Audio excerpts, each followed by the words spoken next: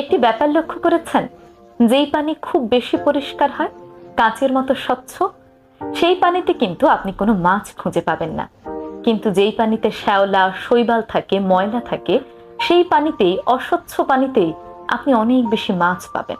কারণ সেই শ্যাওলা খেয়েই মাছগুলো বড় হয়। মানুষের জীবনটাও কিন্তু অনেকটা এমন।